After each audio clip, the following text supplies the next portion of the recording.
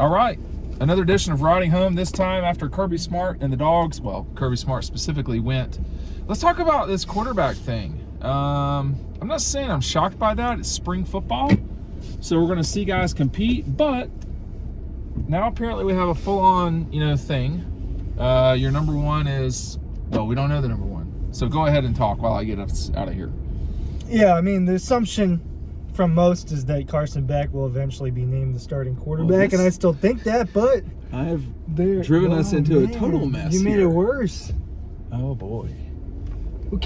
We can do a campus rank later, but Carson and Brock will both get reps with the ones. But Gunner, but he's excited about Gunner. Gunner won't. Well, he didn't. You know what? He didn't say that. He didn't say that he won't, but I mean, he didn't say he is either. I think he would have said that, right? But I mean, he can say whatever he wants. But he can say whatever he wants. I mean, at the end of the day, he can say whatever he wants. We don't get to watch. But it is curious that. Am I headed the right way? Don't say the name of the restaurant. Am I headed the right way? Yeah. Left on level 8. Where is it? Oh, it's back this where the old waffle. Okay. So it is kind of curious to me that. First of all, I expect Carson Beck to win the starting job. I don't know anything. That's my expectation. It was curious to me, I guess, just hearing it out loud today, that's what Kirby sort of was going to say, or whatever. Comments? You want to go back? There we go. Welcome. Welcome to the lounge. Welcome to our car. I thought that it was the chillest he's been about a question relating to quarterbacks in like 3 or 4 years. It feels like, right? I mean, he was really even keeled about it, and at this point, because he knows that is a huge question right now. So it is. It's kind of hard to get mad about that. I think it's a mistake if there isn't at least some sort of competition, whether they feel that Carson's going to end up just winning it anyway. You have to. It's great experience for both Carson and Brock and Gunner if he's really involved to go up against each other like that and really fight for the spot. Well, you're going to compete. You're going to compete when you get out there when you're playing the Gators or Tennessee or whoever. So you need to go ahead and compete now. That's the thing. I think that for the, because I definitely think that there is at least a tiny bit of a split in the fan base as far as who they want to start. There are definitely their fair share of people that think Brock Vandagriff people. Yeah, but you understand that, what I want to say for the Brock people, because I do think that Carson will at some point be named the starter, because I think he's the most ready to be in that position, is Brock does have his opportunity right now. He has an opportunity to become the starting quarterback of the Georgia Bulldogs over the next few months. And, that it didn't just start today. It's been going on, working out and everything. They were talking about their weight, how Brock put on around 10 to 15 pounds. He wanted to get back, according to Kirby. Now, what happens during these press conferences typically is one of us is on the camera, usually you, okay, and I'm the one typing. I'm also typing too. So. Yeah, so we don't. Sometimes I transpose it the wrong way, but I was a little bit struck with Kirby saying, "Hey, Brock wants to get to a particular weight again. Carson's perhaps undervalued in terms of his athleticism. I'm not sure. I think compared to Brock, there's not a lot of people on Georgia's in athletic department at Georgia that are as athletic as Brock Vandagriff, maybe some of the basketball guys. Brock Vandagriff is a premier athlete, period. And if you've seen him play football, you sort of understand that. But, man, and this has nothing to do with anything. I saw his sister run track. That was amazing. I mean, she was smoking people. So there's some great genes in that family. Now he has to come in and play quarterback and win the job.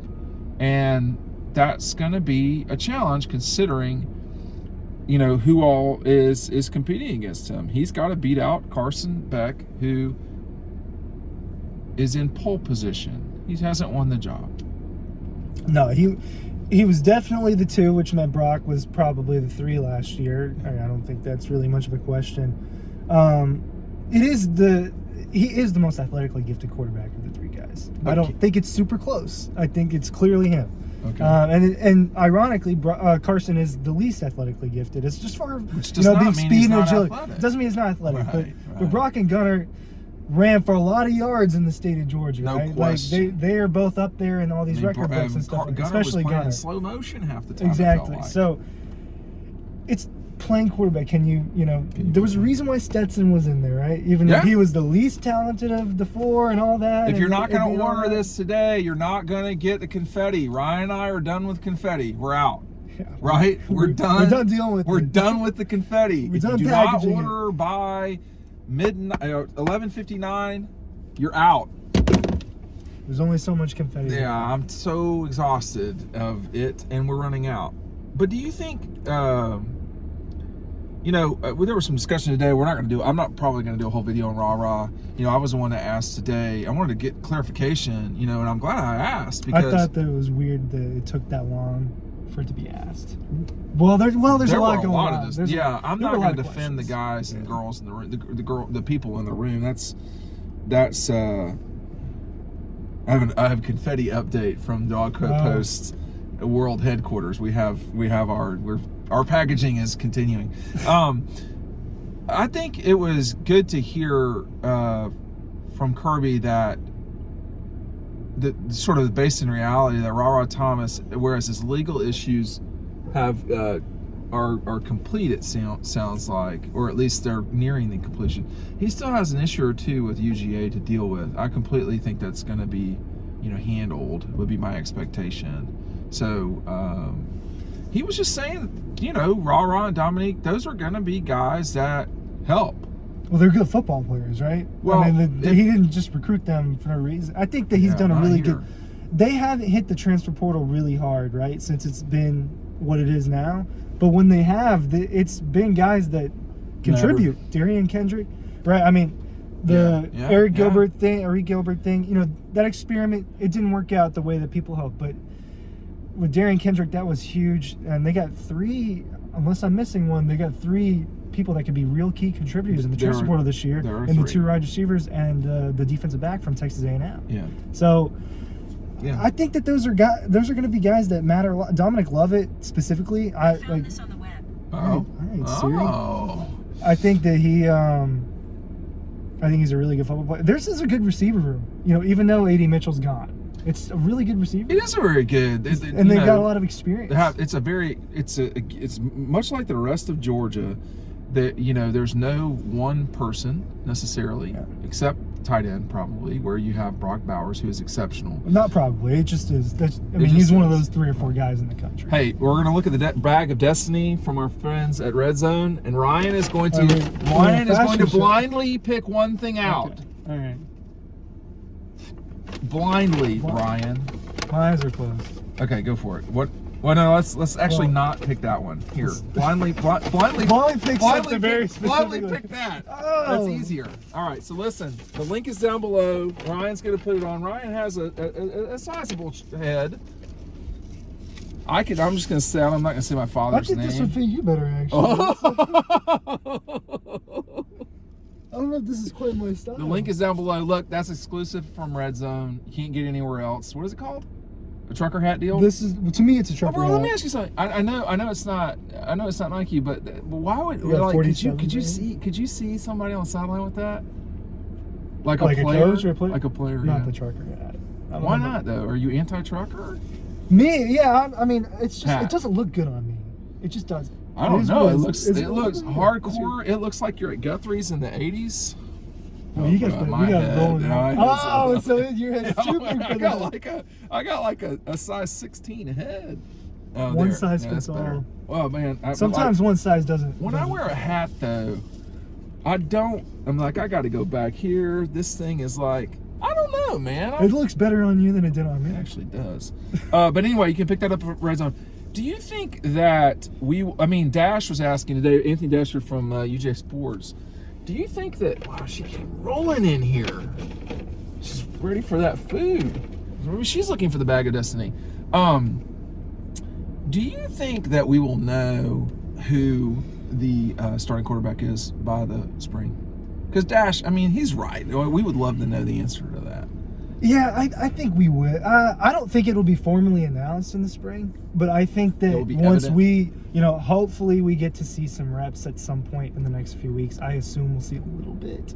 It's a bad assumption. I don't know. But we'll at least, at the very minimum, see G-Day, and there'll be a couple scrimmages. I think that we'll be able to collect enough information to kind of be like, okay, well, it's definitely Carson, or, well, it's a lot closer than we thought. I don't think we'll have a 100% answer. Well, okay, 100%. But as we close here, I'll ask you this.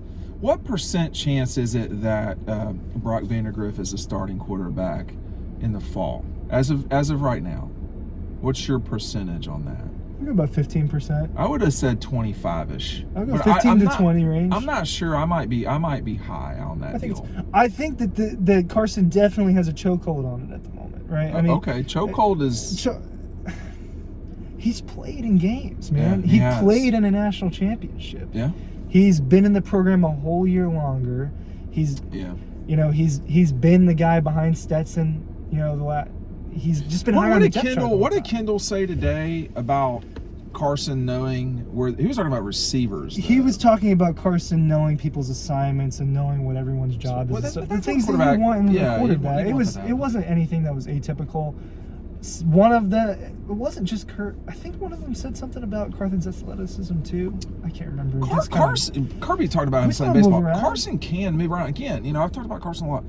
And we met him in 19 or 18, whatever it was. So, let's keep in mind, Carson Beck won the state championship in Florida out of a school in Jacksonville that, nobody in Jacksonville has won a state championship in Florida's biggest division in like decades. Not only that, if you went to the high school, you would see what I'm talking about. It's not, Marist or, one of these players, one of the Gwinnett schools where you're like, oh, this makes sense, Mill Creek or wherever. It looked like Morrow High School, and nobody probably knows what that is anymore. But it looked like a place that sort of time had forgotten a little bit. And that guy took them with some really good receivers, and they won the state championship at Mandarin. And I don't know what Mandarin's done since, but they've not won the state championship that I'm aware of. And so he's a really good player. Brock Vandagriff took Prince Avenue Christian. You and I saw Brock play a lot. How many times did we say? 5? I saw him at Prince Avenue. I think I saw him 3 times. I've seen Gunner play 4 or 5 times. I've seen Gunner 3 times. I've seen Carson not nearly as many because it was in Jacksonville. I've seen Brock. I know I've seen Brock play live, I think 5 times, if not 6. Yeah, I've seen Gunner 4 or 5 times, and I saw Brock 3 times. So we saw them, and over time, Vandagriff to me got better. I could see it more and more and more. But we're going to see. I mean, he won a state championship. The only guy out there that didn't win a state championship was Gunner. And I'm not going to say they were never going to win it up there. But that was probably the most challenging situation. Well, I don't know. I mean, Carson winning in Florida it surprised me that Gunner never got one as a 4-year starter. I always thought that they would. I would have to go back and look, but Raven, he was clearly the best player on the field almost every time they played, certainly in region, and like the best player in a while, until you hit the zip code for Clemson, probably.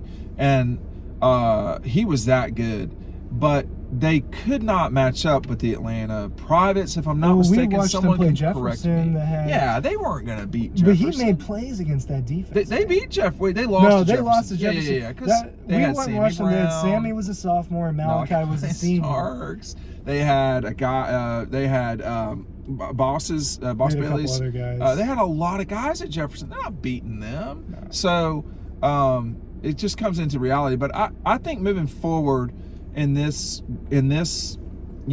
fight for quarterback, G-Day is going to matter, but it's 1/15 of what happens.